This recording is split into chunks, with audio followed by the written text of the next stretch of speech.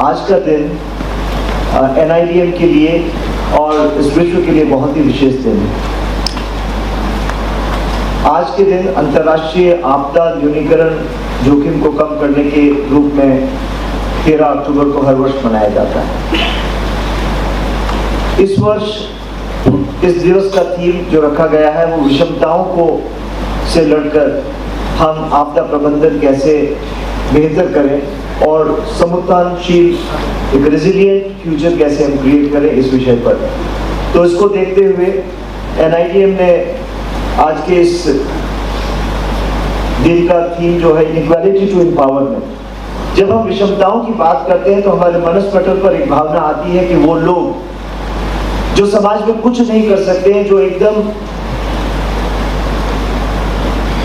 हाशिए पे खड़े हैं या जिनके पास न वो संसाधन है और न ही वो ताकत है। लेकिन इस परिकल्पना को, इस परिभाषा को आज हम बदलना चाहते थे।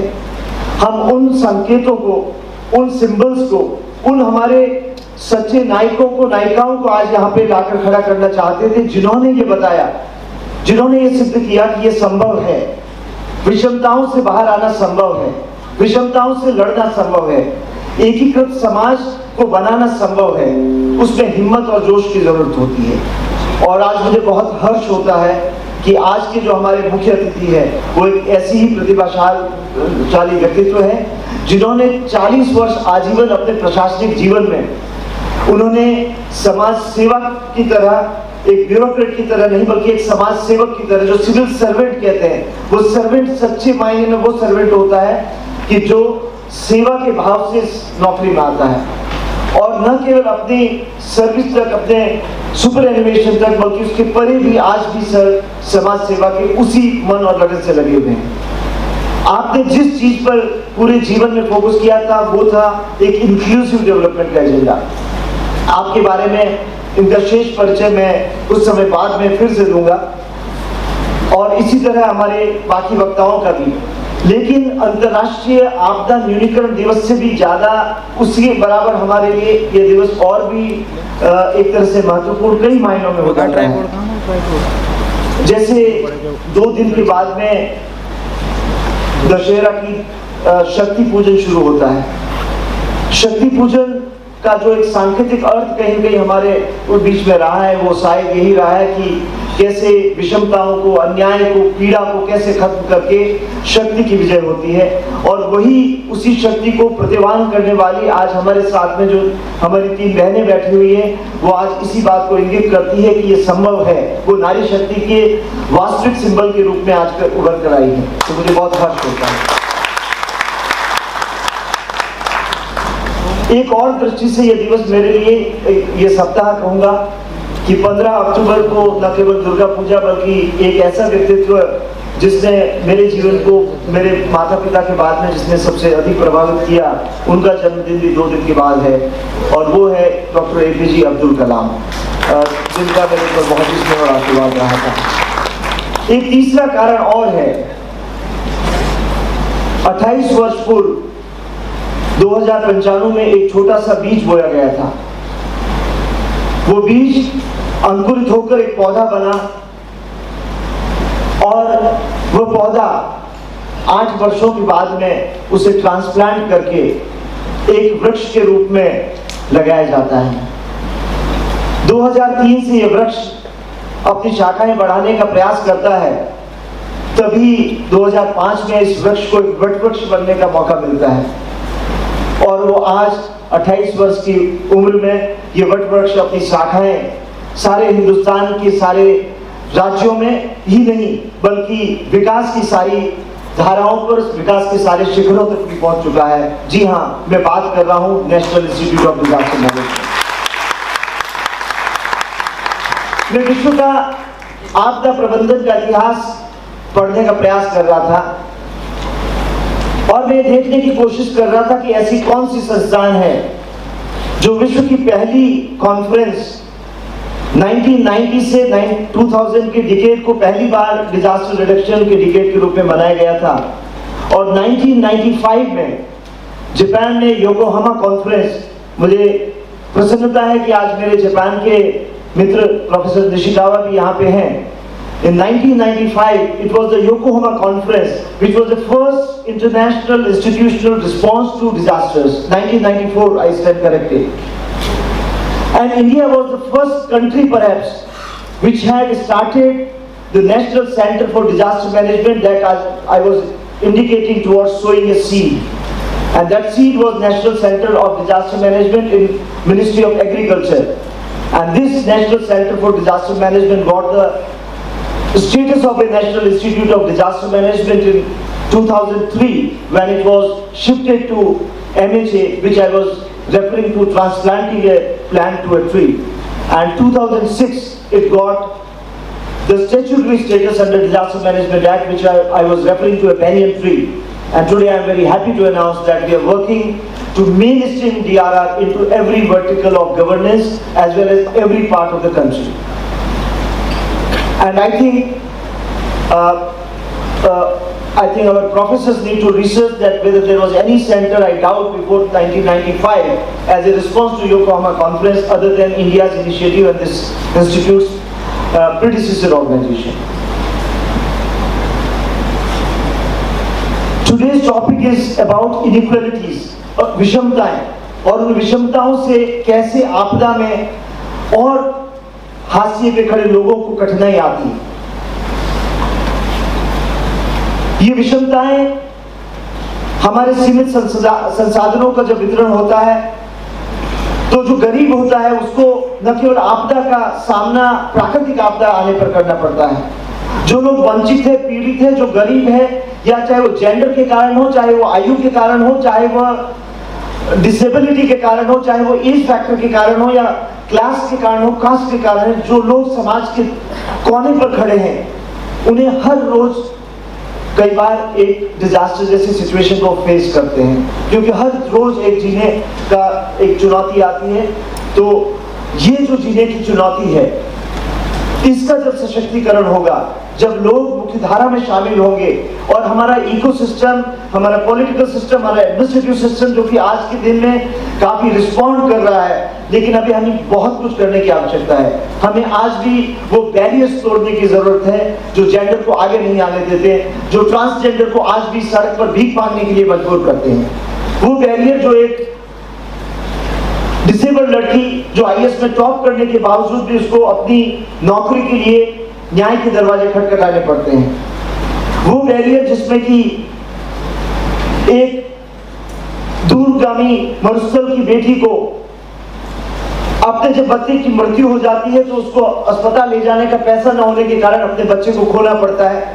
लेकिन इन सारी चुनौतियों के बीच में हमने देखा कि जहां असंभावनाओं के, जहां असुविधाओं के, जहां विषमताओं के काले बादल चारों ओर अंधकार छाया हुआ है, उसमें कहीं कहीं आशा की किरणें भी हैं, और वो आशा की किरणें आज हमारे बीच में बैठी हुई हैं।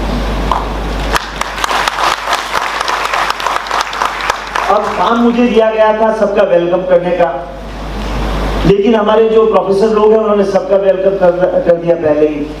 तो अब 20 वर्ष से मैं disaster management, I expert in managing crisis, so I thought in the morning that what I'll be welcoming them when everybody is introducing them।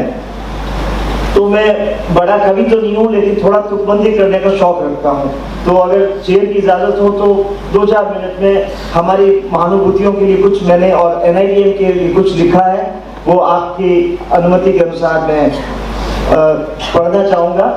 और हमारी मेरी बच्ची या भतीजी की उम्र की जो मैथिली है, ये हमारी ब्रांड एम्बेसडर है, तो ये बड़ा अच्छा तरन्नुम में गाती है। भगवान ने मेरे को काफी कला के क्षेत्र में थोड़ा थोड़ा कुछ दिया है, लेकिन सुर नहीं दिया, लेकिन फिर भी आज मैंने तरन्नुम में लिखने की और गाने की एक कोशिश है, जिसको शायद हो सकता है किसी दिन मैथिली अपना सुर दे तो ये अच्छा गीत भी बन सकता है।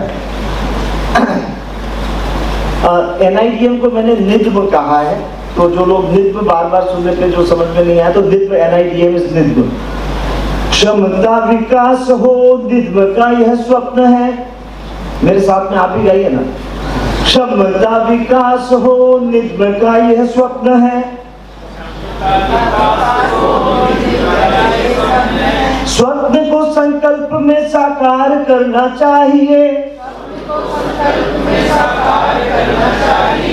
आपदा को पालना या आपदा को टालना, आज यह फैसला आकार लेना चाहिए। अब ये तो आप बोलेंगे कि भाई हमें बुलाया है और NIDM के बारे में बोले जा रहा है, तो चलिए हमारे जो मित्र टॉम वाइट बैठे हुए हैं, सो वाइट मीन्स वाइट, धवल हिंदी में कहते हैं, तो 2 पंक्तियां मेरे मित्र टॉम के लिए लिखी है हिंदी में, आई translate later on for you. जिनका नाम धवल है, जिनका काम प्रबल है, यूनिसेफ के टॉम तो DRR के में अव्वल है, तो ये थोड़ा कमी नहीं कर रहा था, थोड़ा मदद करेंगे। आज हमारी 4 बहनें मंच पर आने वाली थी, चौथी अभी तक पहुंची नहीं है, उनका इंतजार है, शायद पहुंचेगी। संभावना, पूरी संभावनाओं पर दुनिया टिकी हुई है। ये ईरा जो है, मैंने सोचा सुबह कि ईरा का अर्थ क्या होता है, तो ईरा संस्कृत के पृथ्वी शब्द से बना है, जिसको भूमि को हम देवी के रूप में भी पूजते हैं। और इसी तरह से ग्रीक में जो ईरा का ओरिजिन वर्ड है वो गॉडेस ऑफ पीस, उसको ईरा कहा जाता। तो इनके मुख पर जो शांति है और जिसमें इतने हिम्मत और ताकत पृथ्वी के जैसी है, उस पृथ्वी के ऊपर हम कितना भी अत्याचार करते हैं, लेकिन वो भूमि है अभी भी अपनी दृढ़ता से साथ में बिना थके हुए अविरल वो चक्कर लगाती रहती है। उसी तरह से हमारी ईरा भी बिना थके, बिना रुके, चाहे किसी देश के कोने में इनको पोस्टिंग मिले, चाहे दिल्ली में हो या अरुणाचल में, उनमें वही जोश रहता है। तो इनका मैं स्वागत करता हूँ। इसी तरह से जो रूमा है, उसका मैंने सोचा कि अर्थ क्या होता है, तो रूमा का अर्थ होता है लक्ष्मी देवी, और वैसे तो ये डबल देवी होगी, लक्ष्मी देवी। सो रूमा देवी जो है, और आज उन्होंने ये सिद्ध कर दिया है कि लक्ष्मी वो अपने लिए नहीं कमा रही हैं, वो 30,000 महिलाओं के सशक्तिकरण और संबल बनाने के लिए उन्होंने एक छोटा सा पहल अपने गांव में की थी, और वो पहल आज न केवल इस देश में बल्कि दुनिया में माना जा रहा है कि एक ऐसे grass root barefoot designer who can change the fate of the rural women, and she is not only a champion of those 30,000 women but also a brand ambassador for more than 3 to 4 lakh women in Rajasthan for their livelihood promotion. We are proud of you. हमें गर्व है तुम्हारी आपके ऊपर। और जो रंजिता जी अभी आई हैं, उनकी तो संघर्ष की कहानी, चाहे वो मंच पर नहीं है, लेकिन हमें बहुत गर्व है उनके ऊपर कि आज उन्होंने ये पीड़ा उठाया कि जेंडर इक्वलिटी की जब बात करते हैं तो उसमें महिला और पुरुष की नहीं, ट्रांसजेंडर की भी भागीदारी है, और उनको भी बराबरी का हक मिलना चाहिए। और उस संघर्षमय जीवन से उठकर, और इस दुर्गा पूजा के समय में वो भी एक शक्ति का रूप के रूप में, रंजिता का अर्थ होता है जो विजयी हो, और वो भी एक तरह से देवी का रूप होता है, क्योंकि और विजयदशमी के समय बंगाल से आ रही है, तो निश्चित रूप से शक्ति का देवी का रूप भी है।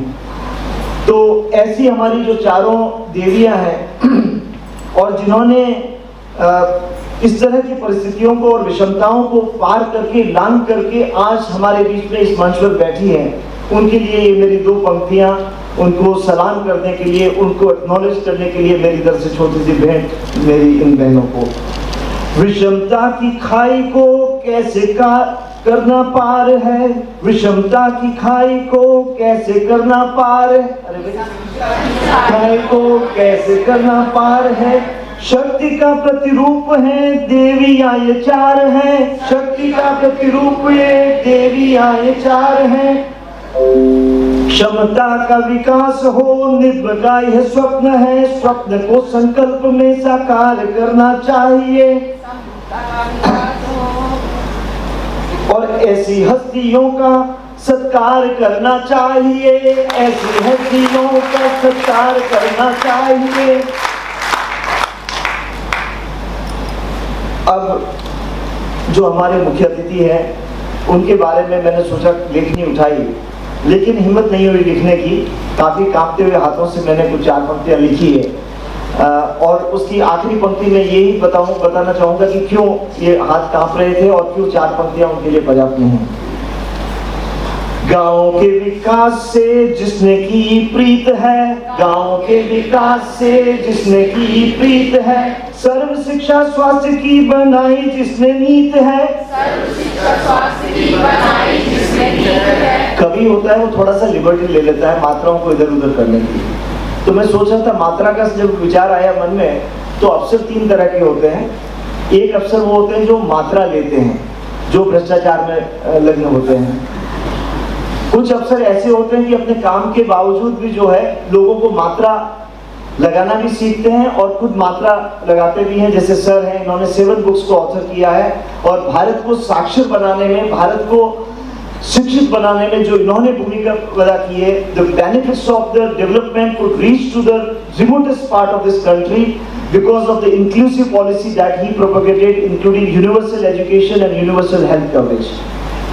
गांवों के विकास से जिसने की प्रीत है, सर्व शिक्षा स्वास्थ्य की बनाई जिसने नीत है।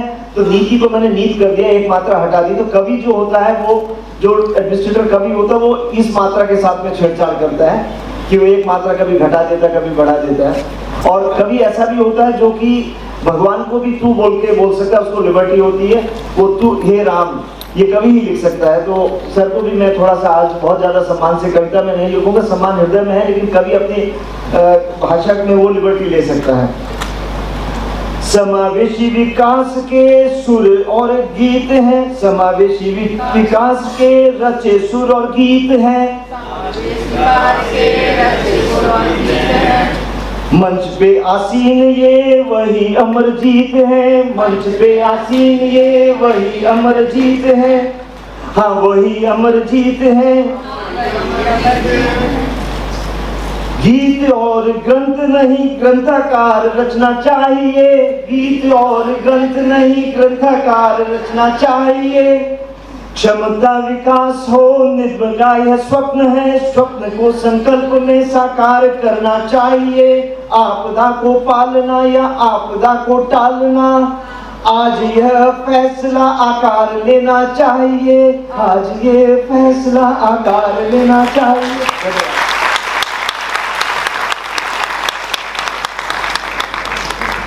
Thank you so much, sir, for the lovely poetry and introduction of the guests once again.